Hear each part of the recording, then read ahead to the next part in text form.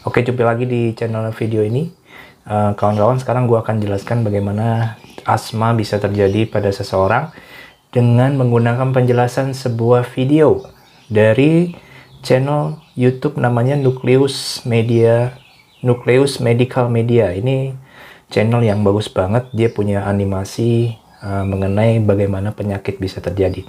Sekarang kita langsung simak aja ya.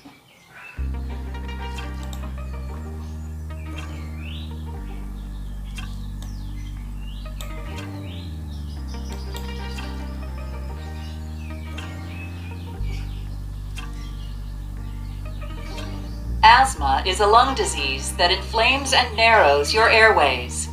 Normally, as you inhale, air moves freely through your trachea or... Oke, di sini dikatakan bahwa asma ini adalah penyakit paru-paru. Biasanya kalau kita tidak sakit, maka udara itu akan mengalir melalui trakea or windpipe, then through large tubes called bronchi, smaller tubes called bronchioles.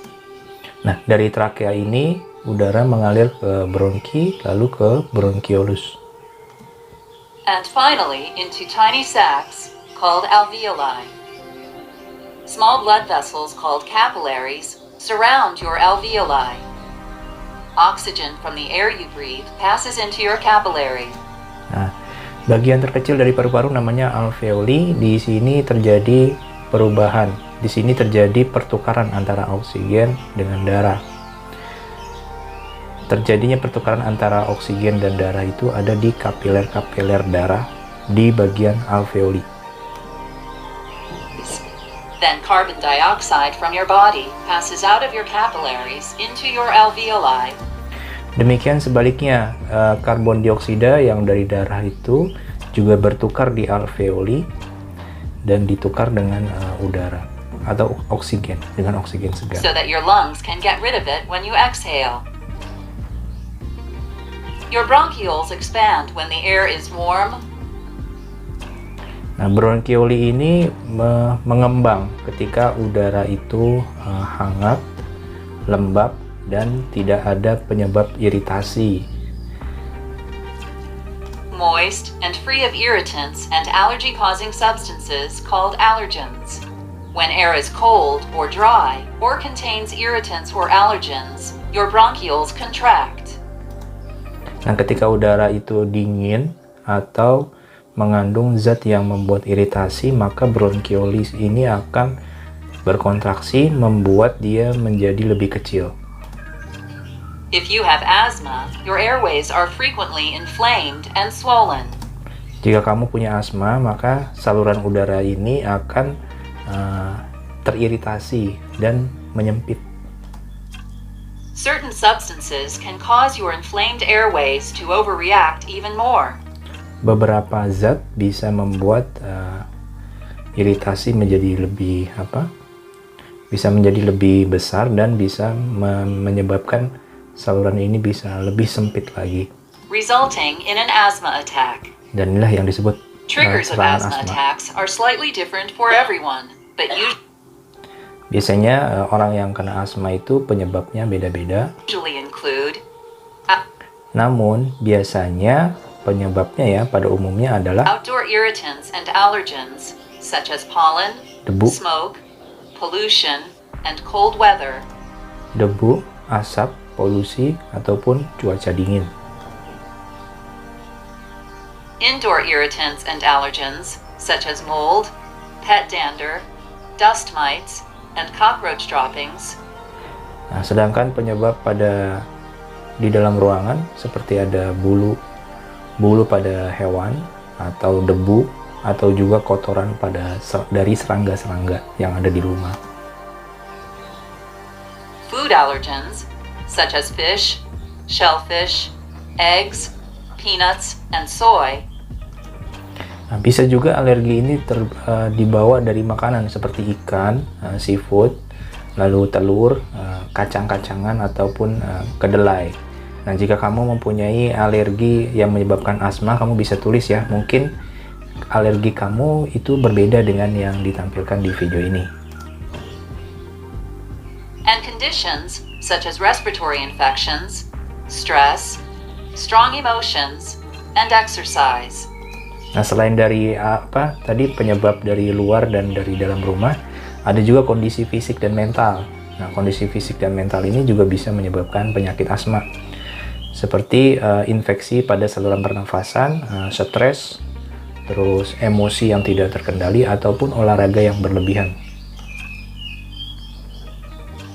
The symptoms of an asthma attack include coughing, wheezing, shortness of breath, and tightness in your chest.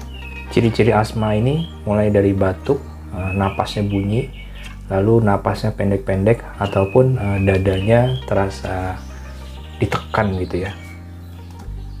During an asthma attack, also known as a bronchospasm, the muscles around your airways tighten. Nah, ketika terjadi serangan asma, otot yang ada di saluran bronchioli ini kontraksi, sehingga salurannya bisa menjadi lebih kecil, And the airway wall becomes more swollen. sehingga saluran udaranya menjadi lebih sempit. Your airways also produce thick mucus that narrows them even more. Nah, ditambah lagi saluran udaranya itu juga menghasilkan lendir atau cairan. Nah, sehingga bisa menyebabkan saluran pernafasannya lebih sempit lagi dan kita menjadi lebih sulit untuk bernafas. Making it hard for you to breathe. If you have asthma, your doctor may prescribe medications to reduce inflammation in your airways, constriction of the muscles surrounding your airways, or mucus secretion in your airways. Nah, ketika kita asma, biasanya kita akan dikasih obat untuk mengurangi radang pada saluran pernafasan.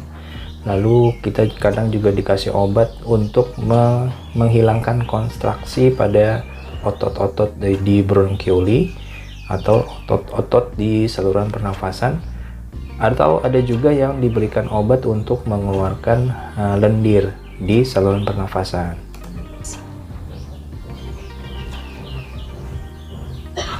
During an asthma attack, you may need to use a short-acting rescue medication called a bronchodilator.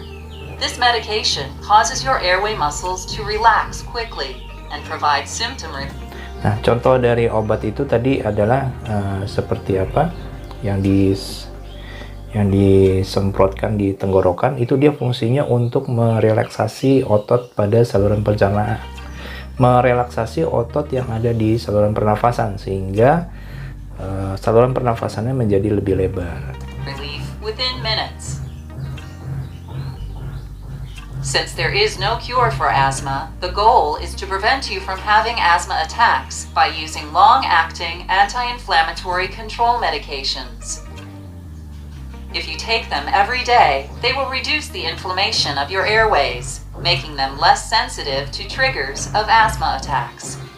Nah, jadi kalau kamu rutin menggunakan produk tersebut, obat-obatan tadi bisa membuat saluran pernafasan itu perlahan-perlahan bisa kembali lagi normal. Nah, tapi ingat ya, beberapa dokter dan jurnal medis itu mengatakan bahwa asma ini memang tidak bisa disembuhkan. Artinya ini memang bawaan dari lahir. Yang bisa dilakukan adalah kita mengkontrol dan mengurangi sifat alergi pada tubuh kita. Oke, mudah-mudahan bermanfaat. Kamu bisa share video ini.